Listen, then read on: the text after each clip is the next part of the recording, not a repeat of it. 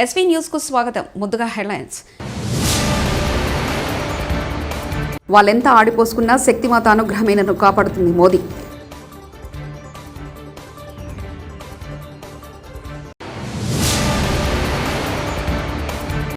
నేను రాజకీయాలకు అతీతంగా ఉన్న చిరంజీవి.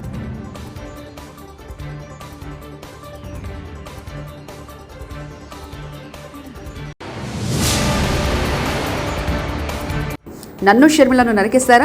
అన్నిటికీ తెగించే పోరాడుతున్నాం సునీత.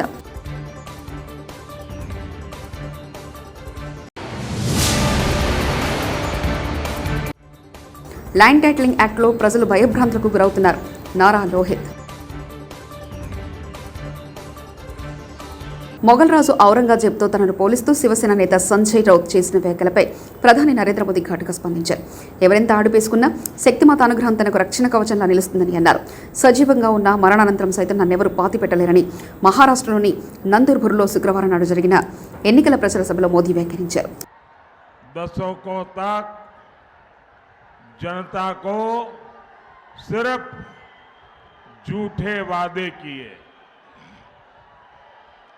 लेकिन अब देश मोदी की गारंटी देख रहा है. मोदी की गारंटी मतलब विकास की गारंटी. मोदी की गारंटी मतलब राष्ट्रीय सुरक्षा की गारंटी. मोदी की गारंटी मतलब विश्व में भारत के सम्मान की गारंटी. मोदी की गारंटी मतलब अगले 5 वर्षों में गरीबों के लिए 3 करोड़ नए घर बनाने की गारंटी. मोदी की गारंटी मतलब 70 वर्ष से अधिक आयु के हर बुजुर्ग को मुफ्त इलाज की गारंटी.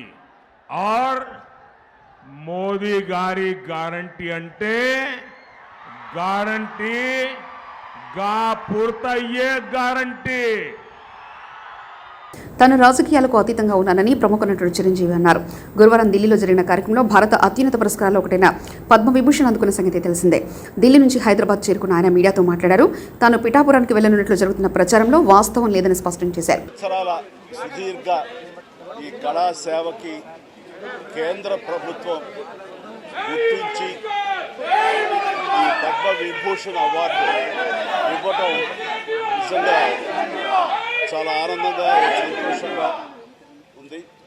సో భారత ప్రభుత్వానికి దానికి వెనకుండి ఈ అవార్డు రావడానికి కారణభూతులైన ప్రతి ఒక్కరికి నా హృదయపూర్వక ధన్యవాదాలు తెలియజేస్తున్నాను.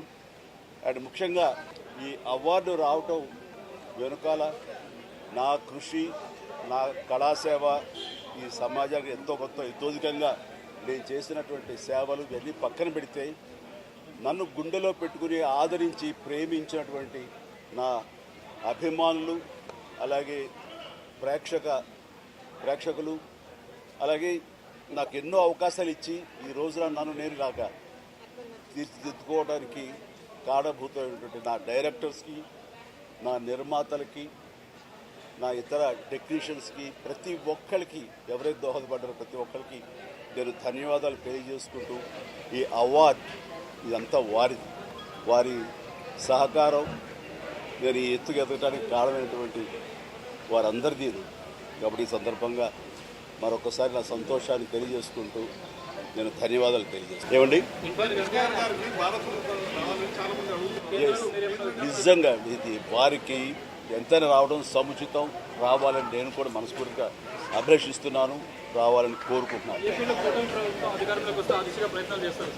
అది ప్రభుత్వ పరంగా చేస్తే కనుక త్వరితగతిన అది సహకారం అవుతుంది. అండ్ డెఫినెట్గా ఎంతైనా సరే అటు ఎంజీఆర్ గారికి వచ్చినప్పుడు వీరికి రావడం కూడా అంతకంత సముచితం అండ్ అది ఆనందదాయకం. దానికి నేను ఎదురు చూస్తుంటాను, నేను కోరుకుంటున్నాను. తెనాలి జనసేన పార్టీ కార్యాలయంలో ఈరోజు ఉదయం తెనాలి కూటమి ఎమ్మెల్యే అభ్యర్థి నాదెండ్ల మనోహర్తో కలిసిన జనసేన పార్టీ స్టార్ కంపెనర్ హైపరాది విలేకరుల సమావేశంలో పాల్గొని మాట్లాడారు.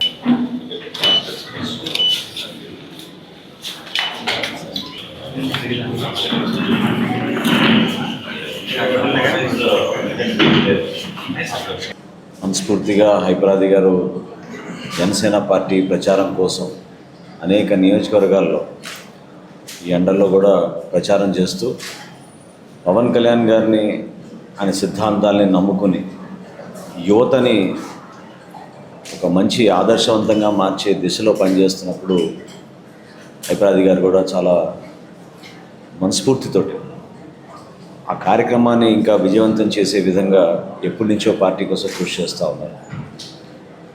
ఒక యూత్ ఐకాన్గా జనసేన పార్టీలో కూడా యువతకు సంబంధించి అనేక కార్యక్రమాల్లో ఆయన పాల్గొనడం, పవన్ కళ్యాణ్ గారు వేసే ప్రతి అడుగులో కూడా మేమందరం ఆలోచించేది మన భవిష్యత్తు కోసమే. వ్యక్తిగతంగా మాకు పదవుల కోసమో లేకపోతే ఇంకేదో గుర్తింపు కోసమే కాదు. ఎందుకంటే ఆల్రెడీ ఆయన కూడా సాధించుకున్నారు లైఫ్లో. మా కంట్రిబ్యూషన్ ఏంటి రావడం జరిగింది. ఇక్కడ ఆల్మోస్ట్ తెనాలి నియోజకవర్గంలో మనోహర్ గారిని భారీ మెజారిటీతో గెలిపించడానికి అందరూ సిద్ధంగా ఉన్నారు. ఎందుకంటే ఇక్కడ తెనాల్లో స్టిల్ ఇప్పటికీ నాదెళ్ల మనోహర్ గారు ఏదైతే అభివృద్ధి చేశారో ఆయన పరిపాలించే టైంలో, ఆయన ఇక్కడ తెనాలి నియోజకవర్గానికి ఎమ్మెల్యేగా చేసిన టైంలో ఏదైతే అభివృద్ధి చేశారో ఆ అభివృద్ధి ఉంది తప్ప ఆ తర్వాత ఇక్కడ ఎటువంటి అభివృద్ధి జరగలేదు. కాబట్టి అందరూ కూడా ఈసారి కూటమి తరపున నిలబడ్డ మనోహర్ గారిని భారీ మెజార్టీతో గెలిపించడానికి సిద్ధంగా ఉన్నారు. నాకు తెలిసి ఈ సరౌండింగ్స్లో ఈసారి తెనాల్లోనే హయ్యెస్ట్ మెజార్టీ రాబోతుంది అన్నది తెలుస్తుంది. జనసేన పార్టీ అనేది ఆవిర్భావం జరిగినప్పటి నుంచి కూడా ఎప్పుడైతే మనోహర్ గారు ఇందులో వచ్చారో అప్పటి నుంచి కూడా మనోహర్ గారితో పరిచయం ఉంది. ఈవెన్ నేను 2019లో కూడా తెనాలి ప్రచారం చేయడానికి రావడం జరిగింది. అలాగే తర్వాత ఎన్నో మీటింగ్స్, రణస్థలం మీటింగ్ కానీ ఇలాంటివి జరిగినప్పుడు కూడా సార్ని కలవడం జరిగింది. ఇప్పటికీ మనకి అసెంబ్లీలో ఒక స్పీకర్ అంటే సంగారెడ్డి జిల్లా పటాన్చెరు నియోజకవర్గం తెల్లాపూర్ మున్సిపాలిటీలో టీఆర్ఎస్ పార్టీ మెదక్ జిల్లా అభ్యర్థి వెంకటరామరెడ్డికి మద్దతుగా సభ ఏర్పాటు చేసిన మాజీ సర్పంచ్ సీనియర్ బీఆర్ఎస్ నాయకులు మల్లేపల్లి సోమిరెడ్డి. ఈ కార్యక్రమానికి హాజరైన మాజీ మంత్రి తన్నీరు హరీష్ రావు, ఎమ్మెల్యే గూడెం మహిపాల్ రెడ్డి. ఈ సందర్భంగా హరీష్ రావు మాట్లాడుతూ నిజమైన హిందూ ధర్మ పరిరక్షకుడు కేసీఆర్, ఎన్నో ఆలయాలను పునరుద్ధరించిన వ్యక్తి కేసీఆర్. 10 ఏళ్ల కాలంలో దేవుణ్ణి ఎప్పుడూ రాజకీయంగా వాడుకోలేదు. కాంగ్రెస్ గవర్నమెంట్ వచ్చిన తర్వాత బండి ముందుకు వెళ్ళాలి కానీ రివర్స్లో వెళ్తుందని తెలిపారు. అర్హత కలిగిన వారు ఉన్నారు మీరందరూ. కాబట్టి నన్ను 2014లో 2018లో 2023లో 3 సార్లు అట్రిక్గా నన్ను ఎమ్మెల్యేగా గెలిపించినందుకు మీకు శిరస్సు వంచి నమస్కరించుకుంటూ ధన్యవాదాలు తెలియజేస్తా ఉన్నా. ఎందుకంటే ఈరోజు 6 నెలలు 4 నెలలు 5 నెలలు పడ్డట్టుంది ప్రభుత్వం, కొత్త ప్రభుత్వం ఏర్పడి కాంగ్రెస్ ప్రభుత్వం. ఇంత వ్యతిరేకత అనేది మేము కూడా 25-30 సంవత్సరాల చేత రాజకీయాలలో ఉన్నాం. కానీ చాలా ప్రభుత్వాలు వచ్చి మా కౌన్సిలర్ల పరువు మన మైపూర్ల మసీదు గుళ్ళు కట్టించినందుకు ఆయన పరువు దక్కుతుంది. మరి మీరు వేస్తారా? ఎవరు చెప్పిన రోజు పొద్దు గడపాలి.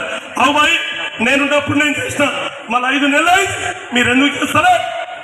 మీరు ఎవరు చేయరు, ఒక్క పని కాలేదు. కాబట్టి ముఖ్యంగా మనకు మేజర్ సమస్య అండర్ పాస్ పిచ్చి ఉంది. దయచేసి చెప్తున్నా, అండర్ పాస్ పిచ్చి కంప్లీట్ కావాలంటే దేవుడు అనేవాడు మనసులో ఉంటాడు, భక్తి మనసులో ఉంటుంది, గుండెల్లో ఉంటుంది తప్ప రాజకీయాలకు వాడినటువంటి తత్వం కేసీఆర్ది కానీ బీఆర్ఎస్ది కాదు. నిజమైన హిందూ ధర్మ పరిరక్షకుడు కేసీఆర్. హిందూ ధర్మ వ్యాప్తి కోసం కేసీఆర్ గారు ఎంతగానో కృషి చేశారు. జీర్ణ దేవాలయాల పునరుద్ధరణ కోసం నైవేద్యాలు జరగాలని పెద్ద ఎత్తున నిధులిచ్చింది కేసీఆర్ గారు. అట్లా భగవంతుణ్ణి నిండు మనసుతో చేసినాడు. మాజీ మంత్రి వివేక కుమార్తె సునీతారెడ్డి కీలక వ్యాఖ్యలు చేశారు. వైఎస్ఆర్ జిల్లా పొద్దుటూరులో ఆమె మీడియా సమావేశంలో పాల్గొన్నారు. పులివెందులలో సింగిల్ ప్లేయర్గా ఉండేందుకు వివేకానంద రెడ్డిని హత్య చేశారని మాట్లాడారు. ఇంకా ఎవరినైనా హత్య చేయాలని అనుకుంటున్నారా అని ప్రశ్నించారు. తనను నరికేస్తారా లేక షర్మిలను నరికేస్తారా అంటూ అడిగారు. తనకు ఎప్పుడైనా ఏమైనా జరగవచ్చని అన్నింటికీ తెగించే పోరాడుతున్నానని సునీత స్పష్టం చేశారు. ఇక్కడ జరుగుతున్న ఎలక్షన్స్ పార్టీలకు సంబంధించింది కాదు. న్యాయానికి నిందితులకు మధ్య జరుగుతున్న ఎలక్షన్స్. కడపలో మాత్రం ఇక్కడ న్యాయ పోరాటం, ఇదొక న్యాయ పోరాటం. ప్రజలు నిర్ణయించుకోవాలి న్యాయం అంటే ఏంటి అన్నది. కడప ప్రజలకు ఎందుకు ఇది ముఖ్యం? మనము 3-4 దశాబ్దాలుగా అట్లీస్ట్ నాకు తెలిసి విన్నది కడప అంటే అరాచకాలు, బాంబులు, దాడులు ఇట్లాంటివి. మళ్ళీ అట్లా పోతుందా లేదా మనము అభివృద్ధి వైపు ఉన్నామా అన్నది ప్రజలు నిర్ణయించుకోవాలి. ఈ ఎలక్షన్స్ మన కడప ప్రజలే కాకుండా రాష్ట్రమంతా చూస్తుంది. రాష్ట్రమే కాదు, దేశమంతా చూస్తుంది, ప్రపంచమంతా చూస్తుంది. కడప ప్రజలు ఏమి నిర్ణయించుకోబోతున్నారు అన్న ప్రశ్నకు మొత్తం ప్రపంచమంతా చూస్తుంది. ఇది కడప ప్రెస్టీజ్కి సంబంధించింది. కడపలో న్యాయం ఉంటుంది, కడపలో న్యాయం గెలుస్తుంది అన్న కడప ప్రెస్టీజ్కి సంబంధించింది. సో మొత్తం లోకమంతా, ప్రపంచమంతా చూస్తుంది. సో జగన్మోహన్ రెడ్డి గారు చెప్తున్నారు, అవినాష్ రెడ్డి గారు కొన్ని ఇంటర్వ్యూస్లో చెప్పారు, సుదీర్ఘంగా ఎక్స్ప్లెయిన్ చేశారు. ఆయన చెప్పింది నమ్ముతున్నాను అని చెప్పారు. ఆయన చెప్పితే నమ్మడానికి ఏపీ అభివృద్ధి చెందాలంటే తెలుగుదేశం పార్టీ అధినేత చంద్రబాబు అధికారంలోకి రావాలని సినీ నటుడు నారా లోహిత్ అన్నారు. శ్రీ సత్యసాయి జిల్లా పుట్టపర్తి నియోజకవర్గంలో పల్లె సుందరారెడ్డికి మద్దతుగా ఆయన ఎన్నికల ప్రచారంలో పాల్గొన్నారు. అనంతరం నేడు విడుదలైన ప్రతినిధి 2 సినిమాను కొత్త చెరువు సందీప్ థియేటర్లో ప్రేక్షకులతో కలిసి వీక్షించారు. విధ్వంసంతోనే జగన్ పాలన ప్రారంభమైందని మండిపడ్డారు. వైకాపా పాలనలో రాష్ట్రం చాలా వెనక్కి వెళ్లిందని ఆవేదన వ్యక్తం చేశారు.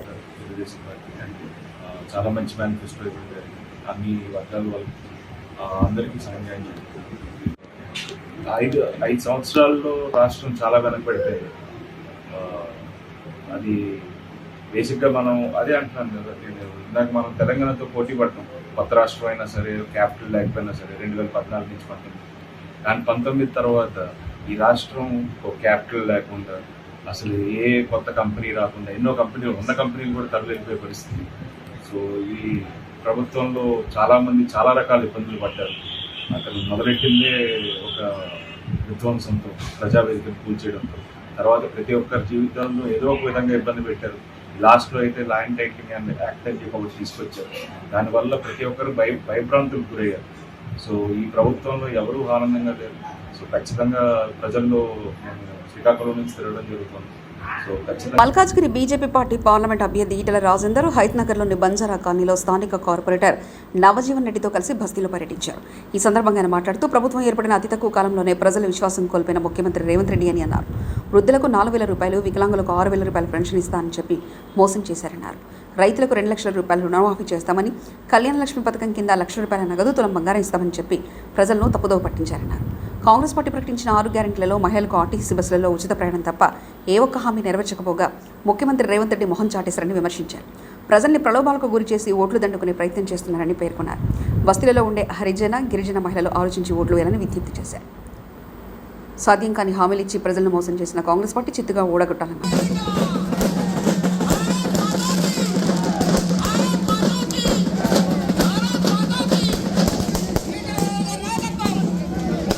ధైర్యం లేదు కాబట్టి వాళ్ళ మనసులో రాత్రిపూట వచ్చి ఓటుకు 500 1000 ఇస్తారు. కానీ ఇచ్చేటప్పుడు చెప్పాలి, బిడ్డ 5 ఏళ్ళకోసారి ఇచ్చే 500 రూపాయలు కాదు బిడ్డ, మాకు నెల వచ్చే 2500 రూపాయలు మాకు కావాలి.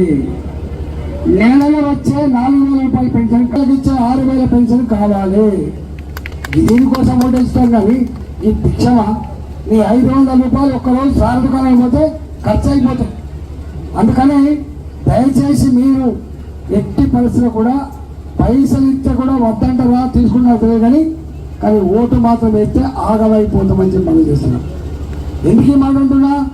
మొన్ననే అన్నాడు కేసీఆర్ నాకేదో లంకె పిందలు ఇస్తాననుకున్నా ఖాళీ చిప్పనే ఇచ్చిందని చెప్పి చెప్తాను. ఇక్కడ చదువుకున్న పిల్లలు ఉన్నారు బాగా. మరి పెన్షన్లు ఎక్కడ ఇస్తాడు, ఫ్రిడ్జ్ ఎక్కడ ఇస్తాడు, తులం బంగారం ఎక్కడ ఇస్తాడు, ఇవన్నీ ఉత్తమ మాటలు. ఒట్టెక్కేదాకా ఓడమల్లప్ప, ఒట్టెక్కినాక ఓడమల్లప్ప. ఓటు వేసుకున్నాడు, గద్దెలు ఎక్కిండు, అయిపోయిందిగా. ఏం మాట్లాడినా బ్రోకర్ మాట్లాడుతూ తప్ప నిజం మాట్లాడు. అవునా? మోడీ గారు వచ్చిన తర్వాత దిల్సుఖ్నగర్ లాంటి బాంబు బ్లాస్ట్లు అవుతున్నాయా? బాంబులు పేల్చే ఎగిరిపడ్డ మాంసం ముద్దలు చూసిన మమ్మల్ని ఒకనాడు. వాళ్ళెంత ఆడిపోసుకున్నా శక్తిమాత అనుగ్రహమే నన్ను కాపాడుతుంది మోదీ.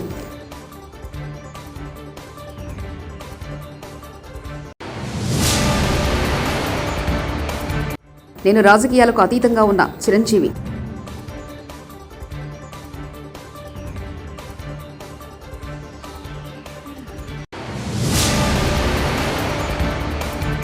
నన్ను షర్మిలను నరికేస్తారా? అన్నిటికీ తెగించే పోరాడుతున్నాం సునీత.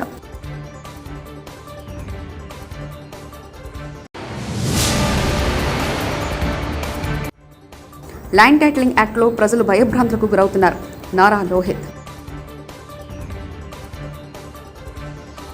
ఇవి బులెటిన్ విశేషాలు. చూస్తూనే ఉండండి ఎస్వీ న్యూస్.